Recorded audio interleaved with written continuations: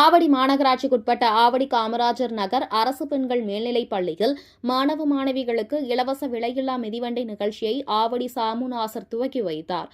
திருவள்ளூர் மாவட்டம் பிற்படுத்தப்பட்டோர், மிக பிற்படுத்தப்பட்டோர் மற்றும் சிறுபான்மையினர் நலத்துறை மூலம் அரசு உதவி பெறும் மற்றும் பகுதியாக உதவி பெறும் பள்ளிகளில் 11ஆம் வகுப்பு பயிலும் மாணவ மாணவியர்களுக்கு வருடந்தோறும் விலையில்லா மிதிவண்டிகள் வழங்கும் திட்டத்தின் கீழ் நடப்பு கல்வியாண்டில் 2025-2026 திருவள்ளூர் மாவட்டத்தில் முதல் கட்டமாக ஆவடி காமராஜர் நகர் அரசு மாதிரி பெண்கள் மேல்நிலைப் பள்ளியில் 11ஆம் வகுப்பு பயிலும் 475 மாணவியர்களுக்கு 22,61,000 மதிப்பில் தமிழக அரசின் விலையில்லா மிதிவண்டியை சிறுபான்மையினர் நலன் மற்றும் வெளிநாடு வாழ் தமிழர் நலத்துறை அமைச்சர் சாமு நாசர் வழங்கி சிறப்புரையாற்றினார்.